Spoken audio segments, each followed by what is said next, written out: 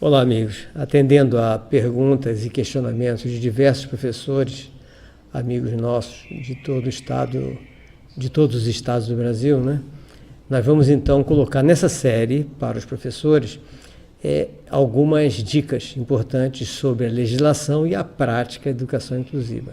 O que nós vamos ver agora, hoje especificamente, é sobre a legislação e a prática, começando pelo artigo 27 da LDB, que diz o seguinte: a educação constitui direito da pessoa com deficiência, assegurado o sistema educacional inclusivo em todos os níveis e aprendizado ao longo de toda a vida, de forma a alcançar o máximo desenvolvimento possível de seus talentos e habilidades físicas, sensoriais, intelectuais e sociais, segundo suas características de aprendizagem. Interpretando para a realidade educacional inclusiva, nós vemos que todos devem ser escolarizados em todos os níveis e o foco da aprendizagem deve ser de forma a alcançar o máximo desenvolvimento possível de seus talentos e habilidades, e nunca o de se igualar aos demais colegas da turma em relação aos conhecimentos de todas as disciplinas nos níveis padronizados para os alunos comuns. Insistindo nesse ponto, já que muitos professores ainda estão querendo conservar o aluno incluído, ou seja, fazer com que ele repita o ano, com a explicação de que ele não alcançou os mínimos conhecimentos necessários àquela série escolar. Gente, o aluno incluído não tem que alcançar mínimo conhecimento nenhum necessário àquela série escolar para passar de ano. Lógico que não, pois ele está incluído naquela classe devido à sua idade e não ao seu conhecimento, ao seu nível intelectual. Ele tem que estar aprendendo o tempo todo a partir do seu ponto de entendimento e dentro das possibilidades que ele apresenta e durante toda a vida, conforme a Lei Brasileira de Inclusão em seu artigo 27 e também conforme a própria LDB, a Lei 9394 de 96, em seu artigo 3º, inciso 13º, vamos ver se ela está aqui. Garantia do direito à educação e à aprendizagem ao longo da vida. Então, para aprender, ele vai estar inserido numa sala com alunos da sua faixa etária, de preferência, certo? Por vários motivos. Um deles é que numa sala com colegas muito mais novos, ele vai se sentir excluído na hora das conversas, brincadeiras, aquela coisa toda. Vai se estimular para estudar? Lógico que não.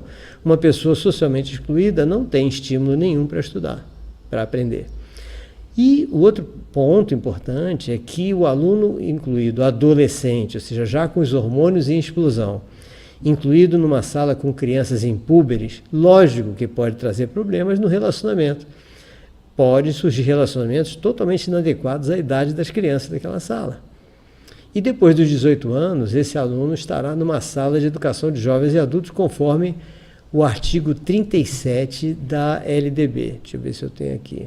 A educação de jovens e adultos será destinada àqueles que não tiverem acesso à continuidade de estudo no ensino fundamental e médio, na idade própria, e construirá instrumento para a educação e aprendizagem ao longo da vida. Está aí a LDB permitindo essa parte. Tá?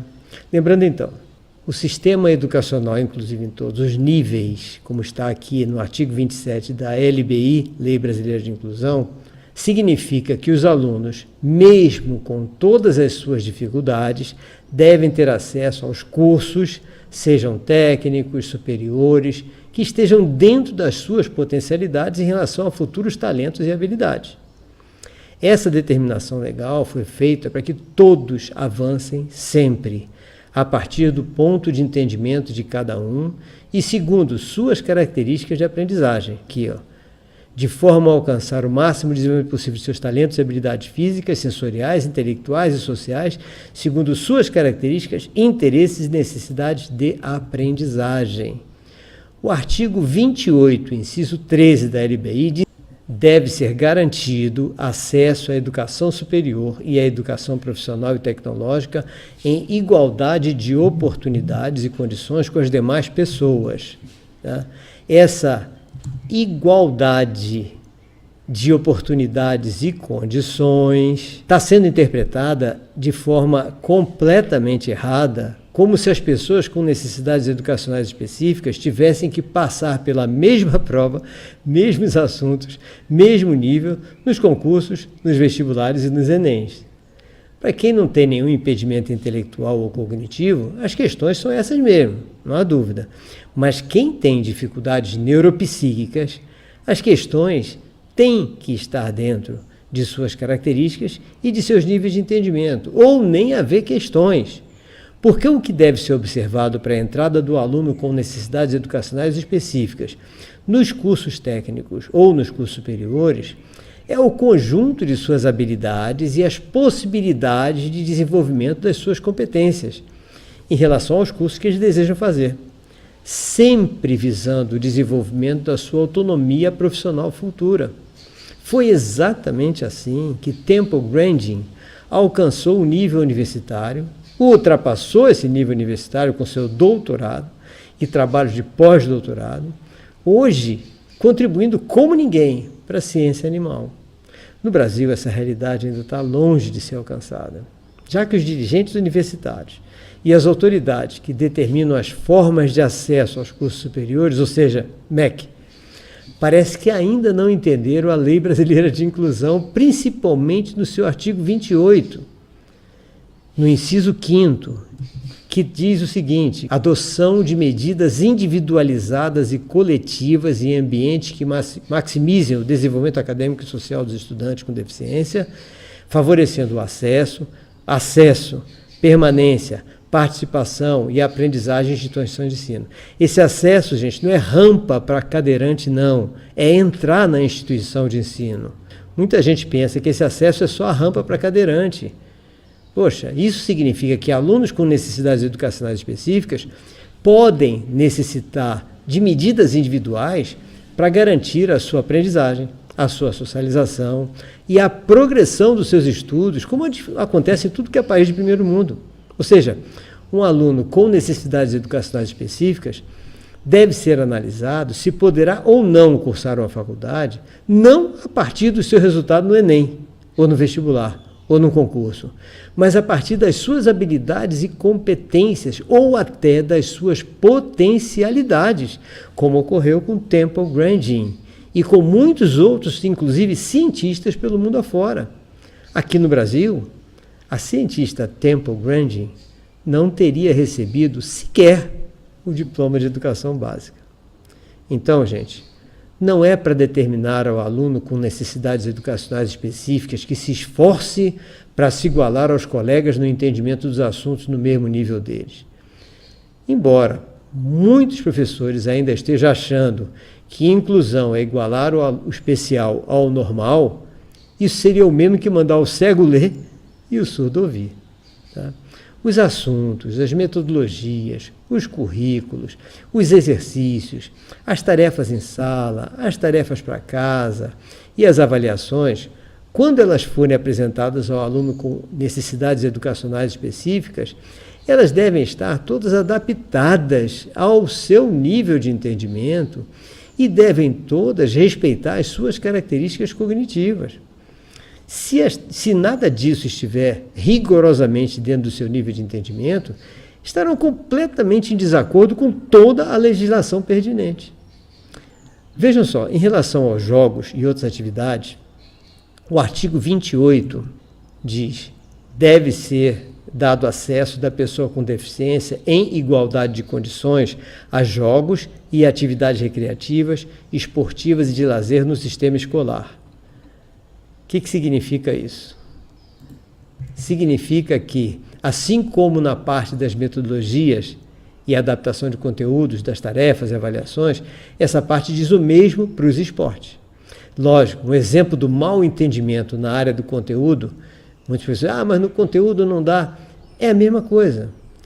Tá? E isso pode ser mais bem entendido quando nós trazemos por esporte da seguinte forma: se nós entendermos igualdade de condições como sendo passar a mesma prova no mesmo nível para todos, seria mesmo que mandar no esporte o cadeirante sair da cadeira para jogar futebol. Eu lembro que igualdade, em todos os casos, é adaptar o método de jogo e as regras das atividades físicas em geral às condições daquele que tem mais dificuldade.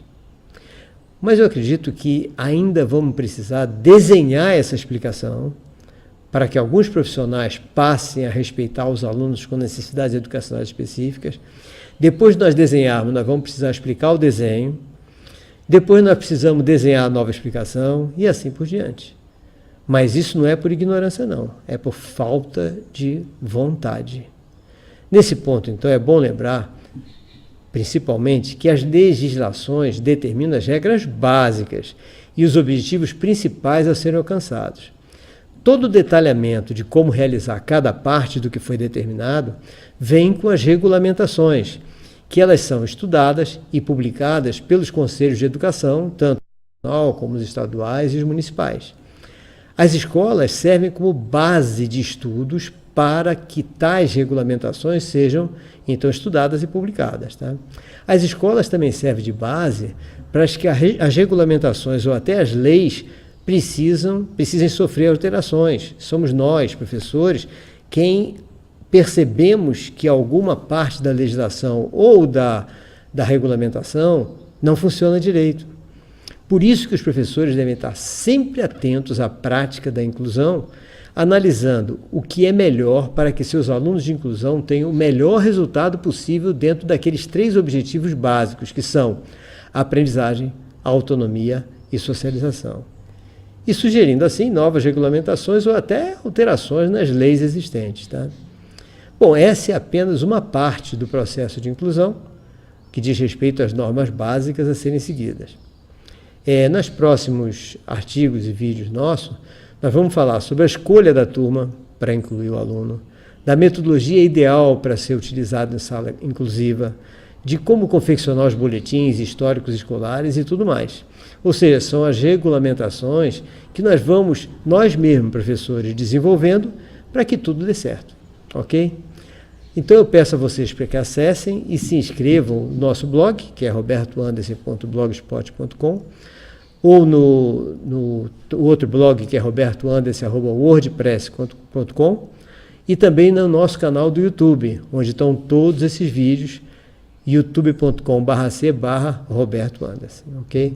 Um forte abraço para todos vocês e até outra oportunidade.